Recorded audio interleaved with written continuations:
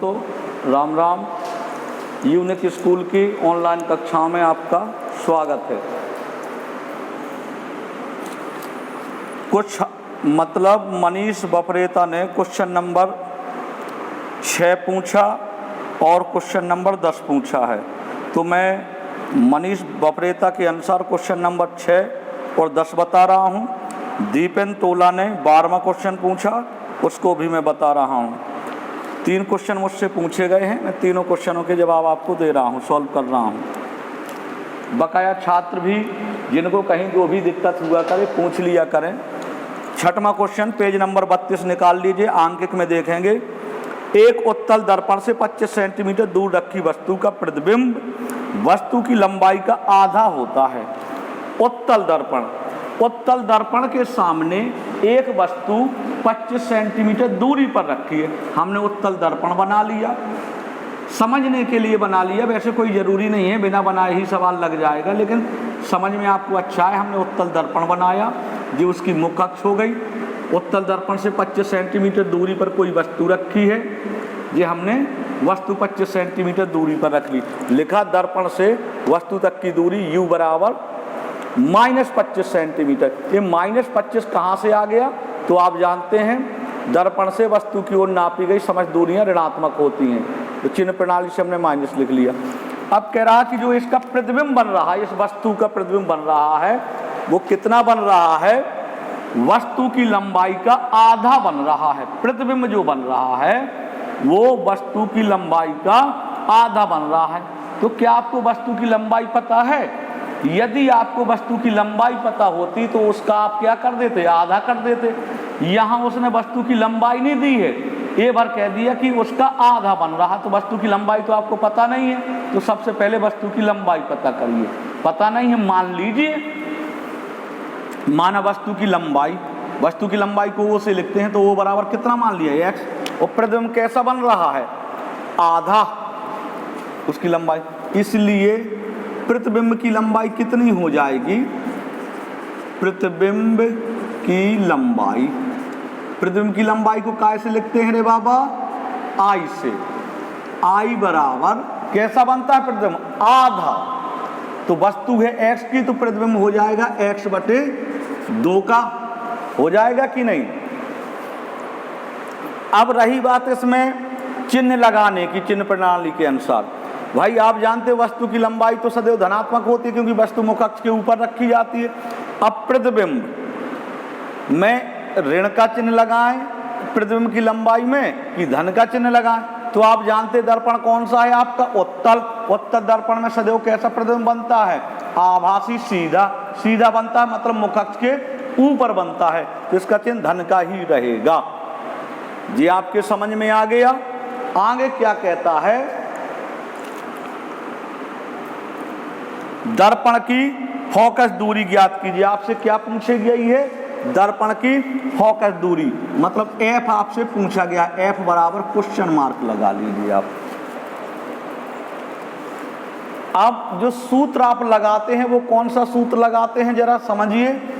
1/f बराबर 1/v plus 1/u, ये आपका सूत्र लगता है किसी भी दर्पण के लिए। ये सूत्र क्यों लगता है? क्योंकि आपको u दिया है और f पूछा है।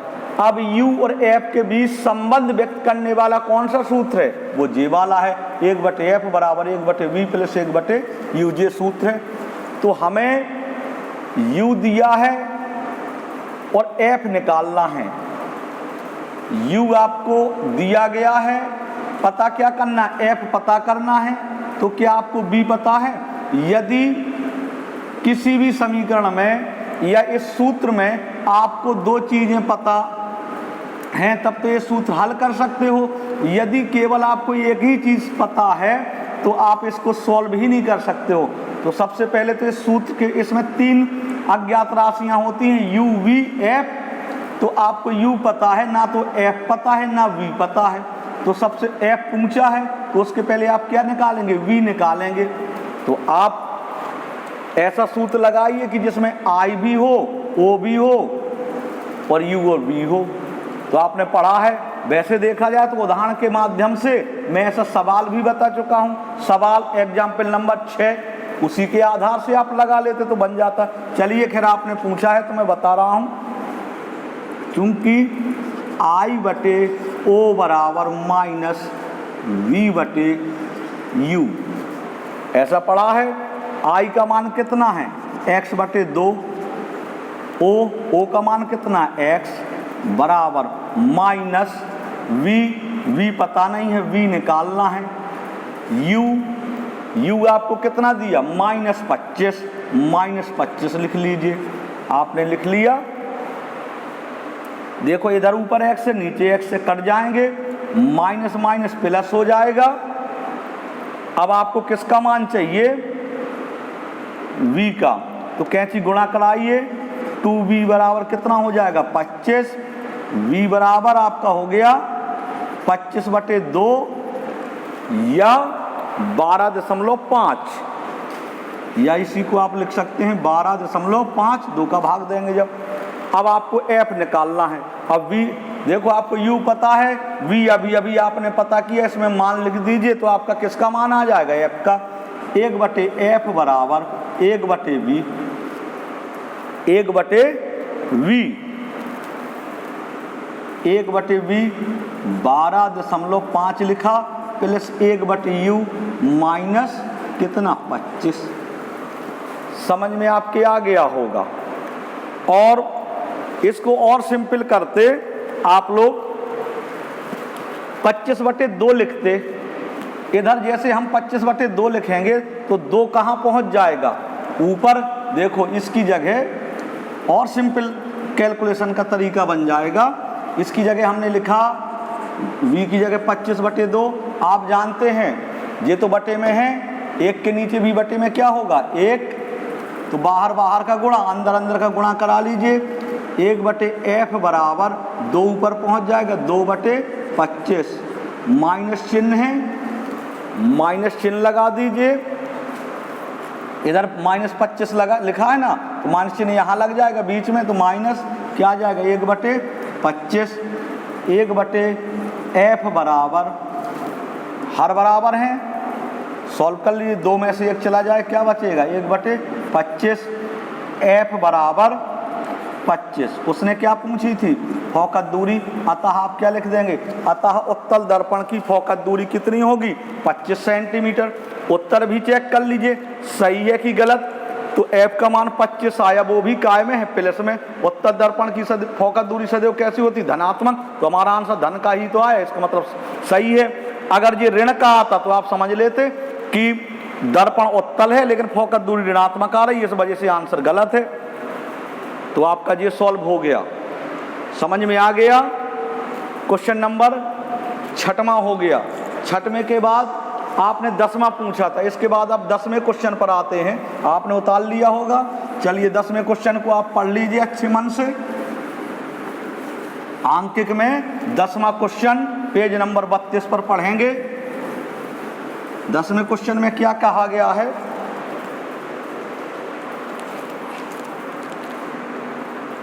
एक उत्तल दर्पण 20 सेंटीमीटर वक्त त्रिज्या वाला है। वक्त त्रिज्या कितनी दी है? दर्पण कौन सा है? फिर वही उत्तल दर्पण है। उत्तल दर्पण है मतलब R बराबर वक्त त्रिज्या दी है 20 सेंटीमीटर। मैंने बताया था जब वक्त त्रिज्या दी जाए तो तुरंत क्या निकालते हैं? फोकस। फोकस कितना हो जाएगा? आधा होता है फोकस, मतलब 10 सेंटीमीटर फोकस हो जाएगा। फोकस दूरी कितनी हो जाएगी? 10 सेंटीमीटर। अब इसमें हम धन का चिन्ह लगाएं कि ऋण का चिन्ह लगाएं, तो विचार करिए कौन सा दर्पण है? उत्तल दर्पण। उत्तल दर्पण की फोकस दूरी सदैव धनात्मक होती है, इस वजह से ये धन का ही रहेगा। f बराबर 10 लिख लिया। जब भी वक्त त्रिज्या दे तो तुरंत आपको f निकालना है, क्योंकि हमें f की जरूरत पड़ेगी ही पड़ेगी, तो तुरंत निकाल लिया करो। इसके बाद फिर क्या कह रहा है 10वें क्वेश्चन में? इसके सामने कोई वस्तु रखी जाती है।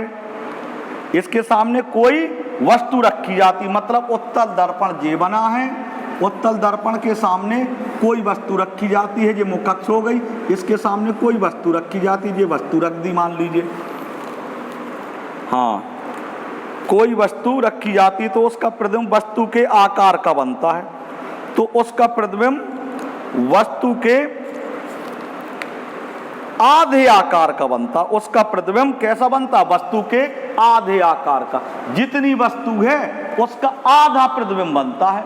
तो भैया वस्तु का आकार तो पता होना चाहिए पहले, वस्तु का आकार पहले पता होना चाहिए, तब तो आपको प्रतिबिंब का आकार पता चलेगा। क्योंकि प्रतिबिंब कैसा बनता है, वस्तु के आधे आकार का, मतलब जितनी की वस्तु है उसका आधा बनता है प्रतिबिंब। तो क्या आपको वस्तु पता है, वस्तु पता होती तो आप उसका क्या कर देते, आधा। लेकिन हमें वस्तु पता ही नहीं है, वस्तु कितने आकार की है, तो वस्तु की नाप मान ले, माना वही सवाल है जो मैं अभी बताता जा रहा हूं। माना वस्तु की लंबाई या आकार O बराबर x, इसलिए प्रतिबिंब की लंबाई क्या हो जाएगी बताइए जरा। प्रतिबिंब की लंबाई I बराबर x/2 हो जाएगी कि नहीं।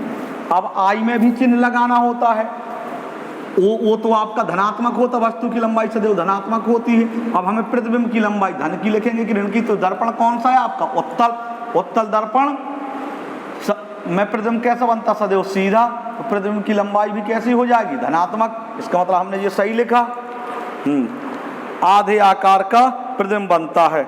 वस्तु तथा प्रतिबिंब की स्थिति ज्ञात कीजिए, मतलब वस्तु कहाँ रखी है और प्रतिबिंब कहाँ बनेगा। वस्तु कहाँ रखी है और प्रतिबिंब कहाँ बनेगा। वस्तु तथा प्रतिबिंब की स्थिति ज्ञात कीजिए। वस्तु की 10वां क्वेश्चन, वस्तु तथा प्रतिबिंब की स्थिति ज्ञात कीजिए। वस्तु के बारे में कौन बताता है, यू पूछा गया, U बराबर क्वेश्चन मार्क। प्रतिबिंब की स्थिति प्रतिबिंब के बारे में कौन बताता है, V बराबर V। आप क्या निकाल लेंगे, क्वेश्चन मार्क। इसमें दोनों चीजें पूछी गई हैं आपसे, क्या क्या पूछा गया, U और V दोनों पूछे गए हैं। चलिए U और V निकालते हैं। अब देखो इधर से पहले से आंसर का आप अनुमान लगाइए, क्या कैसा आंसर आएगा। देखो U है तो U क्या है, दर्पण से वस्तु तक की दूरी, ये कैसी होती है, सदैव ऋणात्मक। तो जो U का मान आएगा वो काय का आएगा, ऋण का। अब V प्रतिबिंब, चूंकि दर्पण उत्तल है तो प्रतिबिंब कहाँ को बनता है, दर्पण के दूसरी तरफ बनता है। तो V का मान कैसा आएगा, धन का। मतलब U का मान आएगा ऋण का, U का मान काय का आ जाएगा, ऋण का। और V का मान क्या आना चाहिए, धन का। यहां से आपने उत्तर धन में आएगा, ऋण में, ये आपने पता कर लिया। तो सबसे पहले फिर वही सूत्र लगाइए, क्योंकि I/O बराबर -V/U। आपने लिखा I क्या लिखेंगे, x/2। O का मान कितना है, x लिख लिया, -V/U आपने ऐसे लिख लिया। x से x गया, कैंची गुणा कराइए, इधर क्या आ गया, एक, कैंची गुणा कराएंगे तो V एकम, वो V नहीं, U एकम, U बराबर -2V। 2 का गुणा इसमें किया तो 2V आ गया। बस आपको U का मान पता निकल आया। आपके किसका मान आ गया, U का मान निकल आया। निकला U का मान कि नहीं, U बराबर आप लिख सकते हैं -2V लिख सकते हैं आप लोग। बस तो आप फिर वही यूज कीजिए, किसी भी दर्पण के लिए लिखेंगे, किसी भी दर्पण के लिए, क्योंकि दोनों दर्पण के लिए एक ही सूत्र लगता है, 1/F बराबर 1/V plus 1/U। 1/F, F का मान आपको कितना दिया, 10 निकाला था, वक्त त्रिज्या दी थी, तो वक्त त्रिज्या से आपने F निकाला, बराबर 1/V। 1/V की जगह V ही लिखें, क्योंकि V का मान आपको पता नहीं है, तो V की जगह V लिख लें आप लोग। समझ में आ गया होगा आपको, V की जगह V लिख लिया, प्लस 1/U। तो इसे आपने समीकरण 1 माना था, इसकी जगह आप जहाँ U लिखा वहाँ क्या लिख सकते हैं, -2V लिख सकते हैं। 1/-2V आपने लिख दिया। 1/10 बराबर 1/V, ये चिन्ह यहाँ लगा, बीचों बीच लग जाएगा, -1/2V आपने ऐसे लिख लिया। 1/10 लिखा, बराबर लासा आ जाएगा आपका 2V, V का भाग दो, V से V गया, यहाँ क्या आ जाएगा 2, माइनस इसका भाग दो, एक ही बार 1 आ जाएगा। 1/10 बराबर 2 में से 1 गया 1/2v, 2 से 2 काट 2 से 10 काट दो 5 बार कट जाएगा। अब कैंची गुणा करा लें, v एकम v बराबर कितना आ गया 5। तो v क्या है, दर्पण से प्रतिबिंब तक की दूरी। वो मैंने क्या बताया था, इसका मान काय में आएगा, धन में आया, इसका मतलब सही है। अतः प्रतिबिंब कहाँ बनेगा, दर्पण से 5 सेंटीमीटर दूर। आप यहाँ नीचे लिख सकते हैं अतः प्रतिबिंब दर्पण से 5 सेंटीमीटर दूर बनेगा। तो प्रतिबिंब के बारे में आपने बता दिया। अब आपको किसके बारे में बताना है, वस्तु के बारे में। वस्तु कहाँ रखी, तो इस समीकरण 1 में मान रखने पर किसका मान रख दो, v का मान रख दो। समीकरण 1 में मान लिख दो, समीकरण 1 में मान रखने पर u बराबर -2 गुणे v का मान कितना आया था 5, u बराबर -10 सेंटीमीटर। लो जी आपका मान, वस्तु कितनी दूर रखी जाएगी, 10 सेंटीमीटर दूर। क्योंकि ऋण चिन्ह आया इसमें, तो इसका मतलब है कि वस्तु, देखो इसका मतलब है कि आंसर भी सही आया। क्यों, क्योंकि दर्पण से वस्तु तक की दूरियां ऋणात्मक होती, तो ऋण का आया, तो u बराबर -10 सेंटीमीटर सही है इसका मतलब सवाल।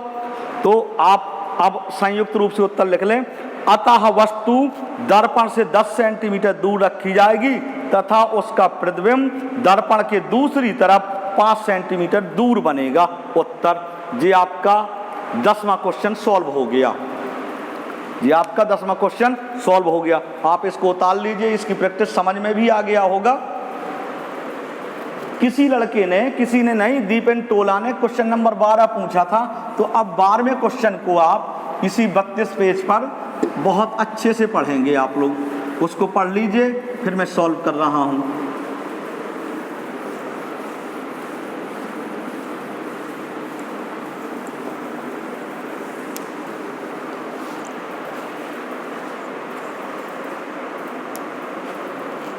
पढ़ें आप लोग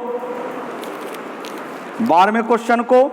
इसमें लिखा है 12 सेंटीमीटर फोकस दूरी वाले अवतल दर्पण के सामने, 12 सेंटीमीटर फोकस दूरी वाले अवतल दर्पण, कौन सा दर्पण है, अवतल दर्पण है।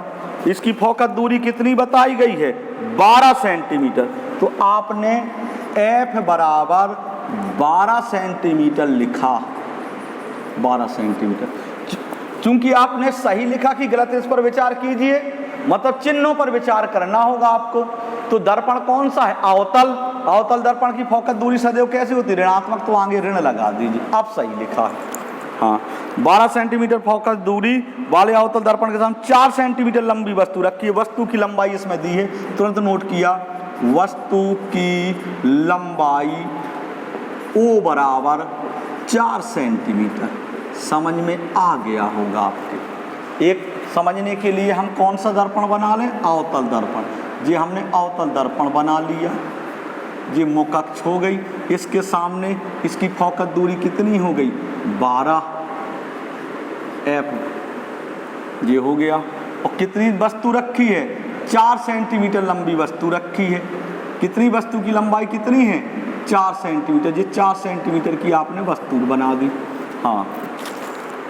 फिर क्या कह रहे हैं, 12 सेंटीमीटर फोकस दूरी वाले अवतल दर्पण के सामने 4 सेंटीमीटर लंबी वस्तु रखी है। इसका 1 सेंटीमीटर लंबा प्रतिबिंब बनता है। लो बाबा, इन्होंने प्रतिबिंब की भी लंबाई दे दी है। प्रतिबिंब की लंबाई, प्रतिबिंब की लंबाई I बराबर कितना दिया, 1 सेंटीमीटर। प्रतिबिंब की लंबाई कितनी दी है, 1 सेंटीमीटर लंबा प्रतिबिंब बनता है। तो वस्तु की स्थिति बताओ। वस्तु की स्थिति के बारे में पूछा। वस्तु के बारे में कौन बताता है, u, और प्रतिबिंब के बारे में बताता है v। तो इन्होंने पूछा है कि वस्तु की स्थिति ज्ञात कीजिए, मतलब u पूछा है। u बराबर क्वेश्चन मार्क आपने लगा दिया। अब चिन्ह पर विचार कीजिए।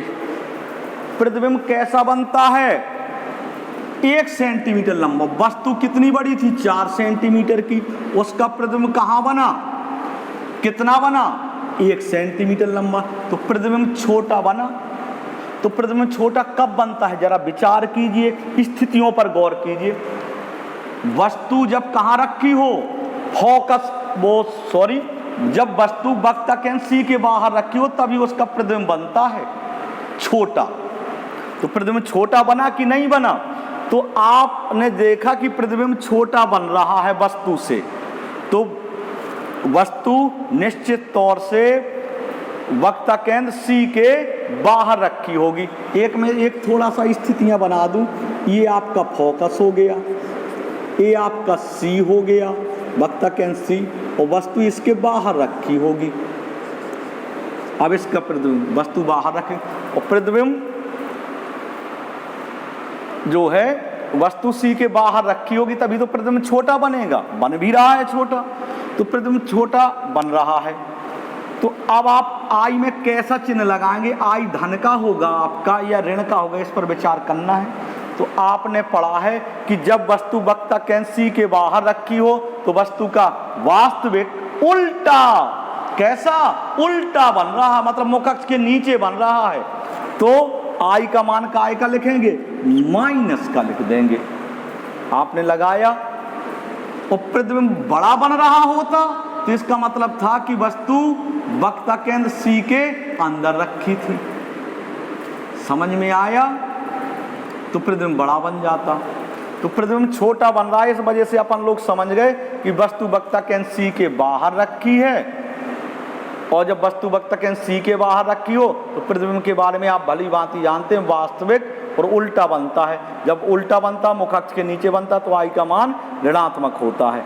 अब आपको किसका मान पता है, एफ का मान पता है, और आपको यू का मान पूछा गया है, और आपके सूत्र में ये तीन चीजें होती हैं, 1/f बराबर 1/v प्लस 1/u, ये तीन चीजें होती हैं। तो आपको f दिया है, u पूछा गया है, क्या आपको v पता है?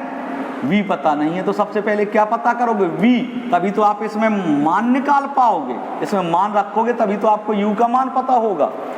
इस समीकरण से मान तभी सॉल्व हो सकते हैं जब आपको एक का मान पता हो।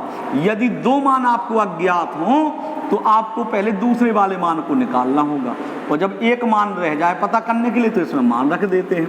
तो पहले आप क्या पता करेंगे, v पता करिए। तो फिर वही सूत्र, चूंकि I/O बराबर -v/u, आपने एक ही से सवाल पूछे तीनों। I/O, I बोले तो -1, I/O, O का मान है 4, I का मान -1 लिखा, O का मान 4 लिखा, बराबर माइनस v तो पता करना है, v आपने लिख लिया, v और बटे में क्या है, u लिख लिया। माइनस से जो माइनस जाएंगे, अपन को v का मान पता करना है, तो देखो कैंची गुणा कराइए, किसका मान पता करना, v का पता करना है अभी, तभी तो u का मान निकल पाएगा। तो 4v बराबर क्या आ जाएगा, u, 4v बराबर u आ जाएगा, और v बराबर अगर पूछा जाए तो u/4 आ जाएगा, u/4। अब आप इसमें मान लिख दीजिए किसी भी दर्पण के लिए, 1/f बराबर 1/v लिखा, प्लस 1/u, 1/ क्या है, u/4। जब जे संख्या बटे में है तो ऊपर वाली बटे नहीं होगी, हर संख्या नीचे एक होता है, इधर एक लिख लिया। अब आप जानते हैं क्या, बाहर बाहर का गुणा, अंदर अंदर का गुणा, ऐसे होता है कि नहीं, वो नहीं तो बटे में u था तो जब आप लिखते तो नीचे वाली संख्या कहाँ पहुंच जाती, ऊपर।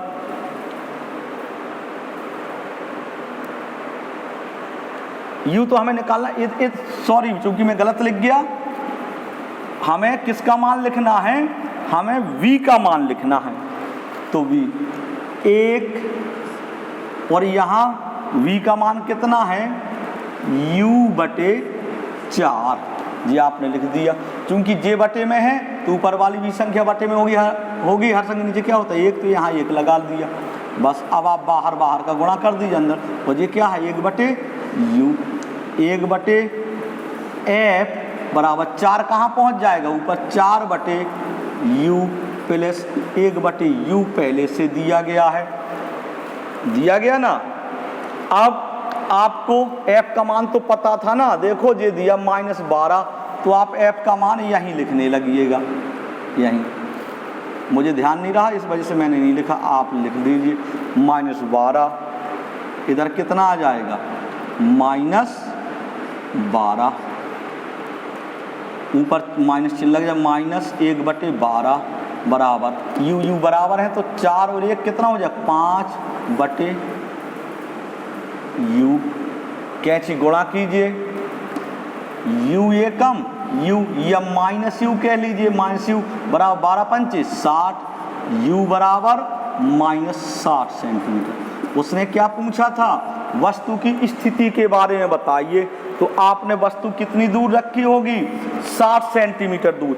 u का मान सही है कि नहीं है सही, बिल्कुल सही है, क्योंकि वस्तु तक की दूरी ऋणात्मक आती तो हमारा ऋण आया, ऋण 60 आया, अतः वस्तु दर्पण से 60 सेंटीमीटर दूर रखी होगी। इतना आपके समझ में आ गया। और अगर u का मान धनात्मक आता तो आप क्या समझ जाते कि उत्तर गलत है, क्योंकि वस्तु तक की दूरी ऋणात्मक होती है, ये धन में आया। ठीक, तो वस्तु तक की दूरियां कैसी होती, ऋणात्मक, तो ऋण में आया। और मैंने एक चीज चित्र के सहारे आपको ये भी बता दी थी कि वस्तु कहाँ रखी होगी, वक्रकेंद्र C के बाहर, तभी तो उसका प्रतिबिंब छोटा बनेगा। तो देखो वस्तु वक्रकेंद्र C के बाहर रखी जाती है कि नहीं रखी जाती है। तो देखो फोकस कितने पर है, 12 पर। फोकस दूरी कितनी दी है 12, तो फोकस दूरी हो गई 12, तो वक्रकेंद्र कितने पर हो गया 24 पर। वस्तु कहाँ दर्शा रहे हैं, वस्तु का आंसर कहाँ आ रहा है, वस्तु कहाँ रखी गई है 60 पर, तो हो गया 24 से तो ज़्यादा है ना 60, तो वक्रकेंद्र C के बाहर रखी है। इसका मतलब बिल्कुल करेक्ट सवाल लगा है, हमारा सवाल भी चेक हो गया। समझ में आ गया, उत्तर की सही लिखा है।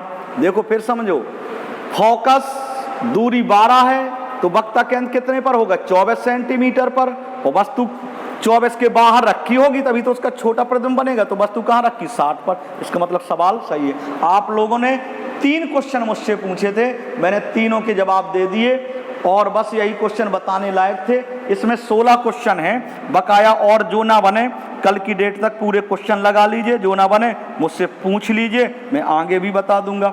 चलिए, फिजिक्स में आज के लिए इतना ही, धन्यवाद।